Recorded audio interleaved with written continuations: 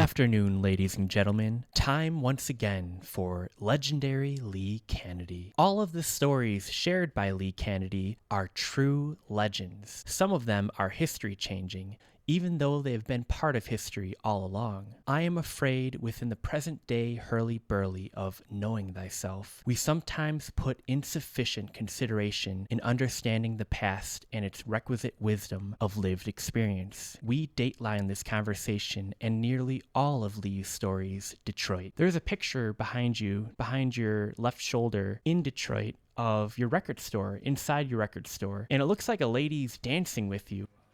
Stephanie Mills? Yeah, could I go and get that picture off the wall? Sure. All right, I'm going to be right back. We'll get the picture. Here we have Stephanie Mills. A beautiful picture of her.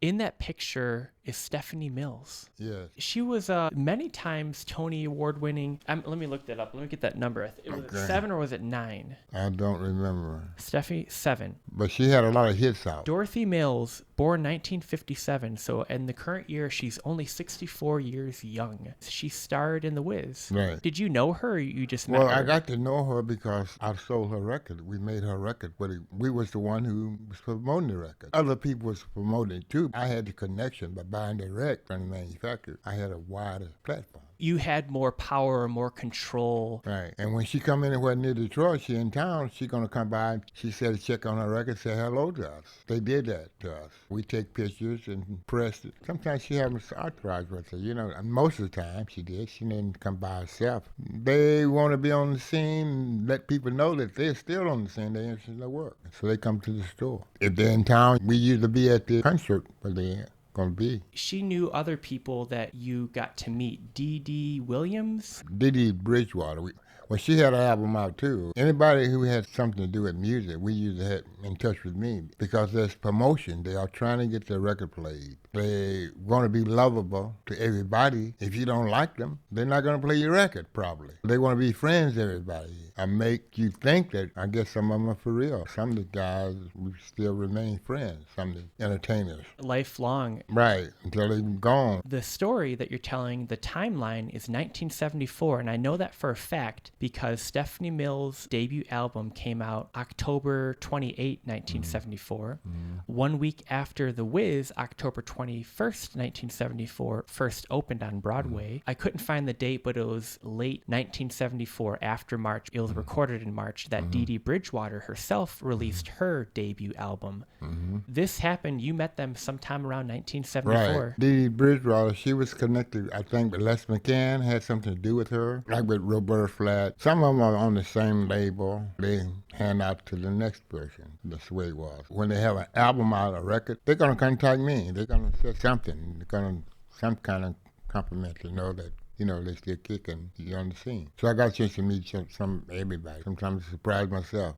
Like Dizzy Gillespie, it's like we hung out with Diz. He's dead now, but he was one of the people who started the bebop. Night in Tunisia, he's gone now, but I understand he wrote the tune Night in Tunisia sitting there in 58, I believe, at Newport. He was sitting on a garbage can. He wrote Night in Tunisia. Dizzy Gillespie. His jaws swell up when he blow. Oh, yeah. Big old, his cheeks like a squirrel with rubber cheeks. Right. And so, like a puffer fish. The jazz people, the rock and roll people too, I used to connect with them some kind of way, had contact with them. If they had a big album out, they in town. If they come in town, I usually get tickets. They want me, not only me, the people in that area. They have special seats sitting up. We'd be down the front with them. And anybody go backstage. Of many nicknames you might be given or descriptions you might be deigned with, you were a perennial VIP. All the time people were inviting you special to events by name. Right. If there was music involved, that I could be there. If I went to New York, I could get tickets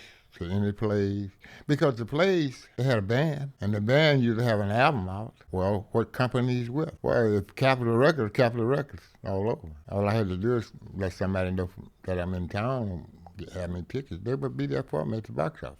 Yeah. Man, Yeah. whatever list there was, your name was on it, and it was a good list too. Yeah. I should add. Yeah. I remember, Michael Jackson, when they came in Detroit, but listen, this young kid had so much soul. He had a lot of soul when he was ABC. You used to sing that around the store, just everywhere, really. Well, I just use the phrase because life is just like that. ABC, everything go and be consistent. ABC, 1, 2, 3, and procedures. And we leave out the procedure and take things out of context. And they want to figure why it didn't work. Because you didn't do ABC. 1, 2, 3.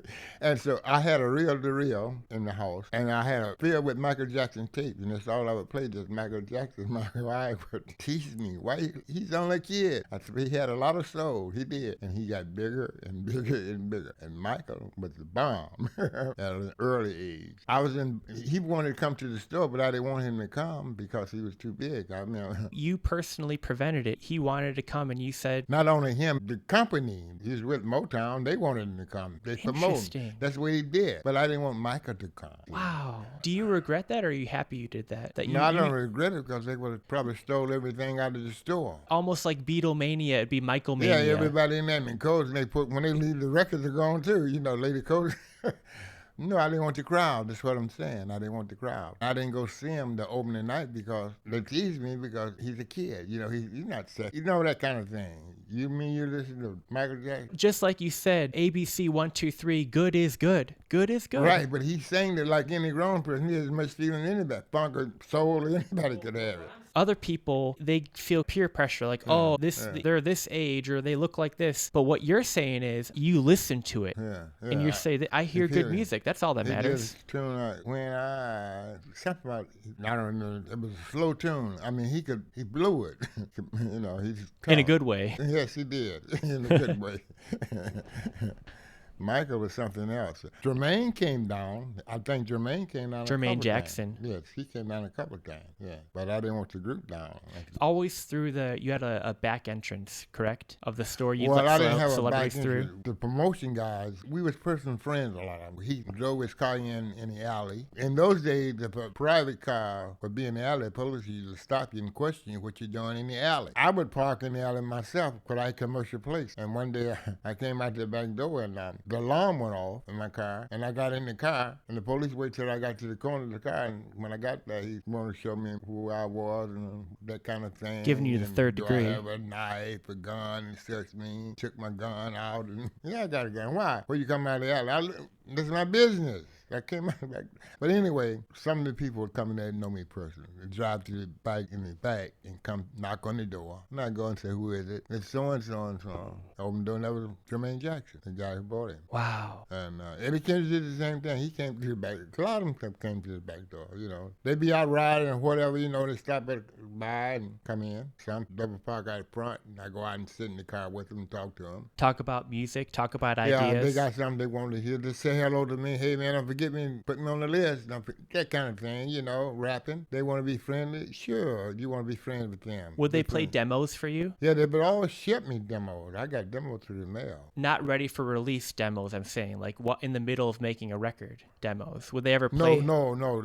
They would always send me something when it's made. Like the Beatles used to call me from England, where they from over there, and say, hey, Lee, this is so-and-so, listen to this, what you think about it. And I would talk to all the... They'd want your opinion. The Beatles would ask ask your my opinion. They wanted me to list the record because now they want to go R&B. You are a known tastemaker in that genre, in many genres, really, but R&B, jazz. What other genres were you known for being an expert in the industry among bands? R&B, at that time, soul was very popular. Soul meaning black music, rhythm and blues. That's what some people took it for. I took it for with the feeling, how you felt with soul. So everybody had a different opinion about it. The charts was R&B and pop. The Beatles, the song they were singing was pop. It wasn't R&B. But they had funk in their singing. They had soul in the singing. So now they're trying to get, like you said, all the money they was already getting the pop. Now they want to get the soul clientele business. Branching out their sound.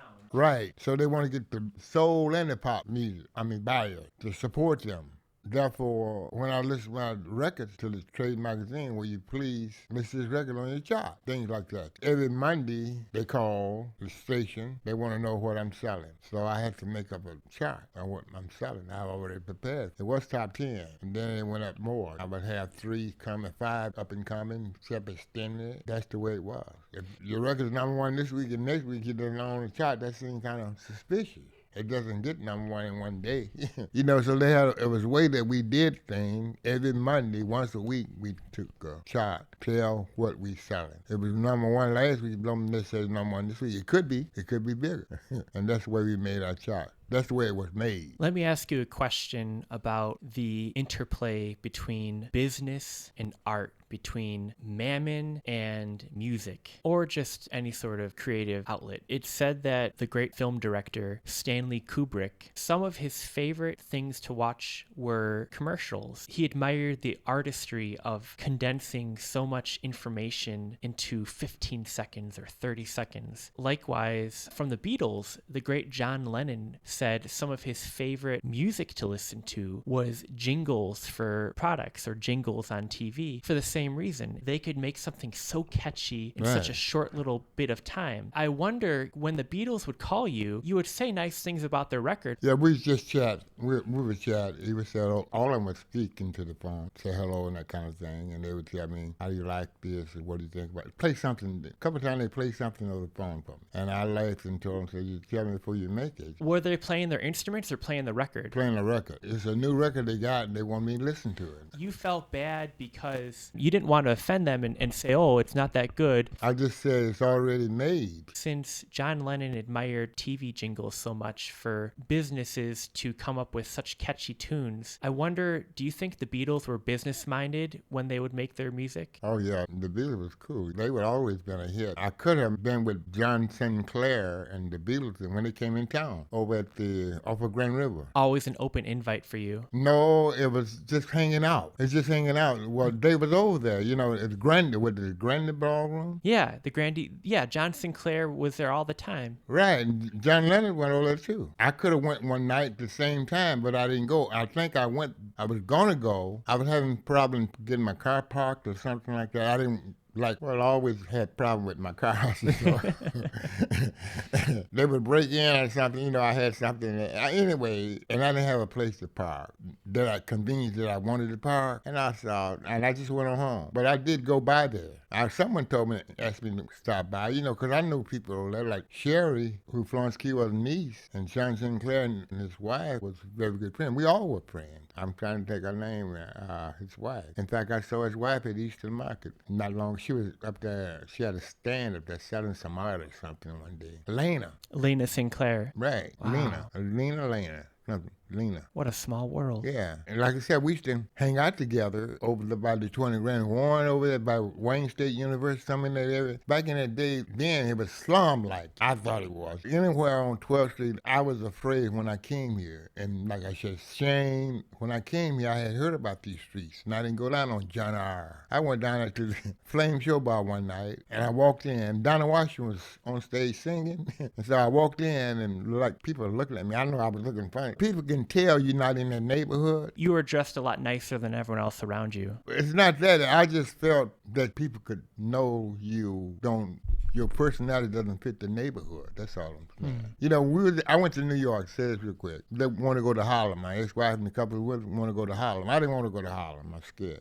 So and we was going to get on the subway. And we walked down for the subway, and there's some guys sitting on the ground by the subway. You can go down in the ground. And I turned around and went back because they said, they're like tourists. We ought to get them. I'm like that. And I heard that. I know I heard that. And I didn't go to Harlem. I've never been to Harlem because that's where the clubs were. Yeah. Like the jazz club. Yeah. But I was scared to go to Harlem. I went to Chicago and went to Mr. Kelly's one night.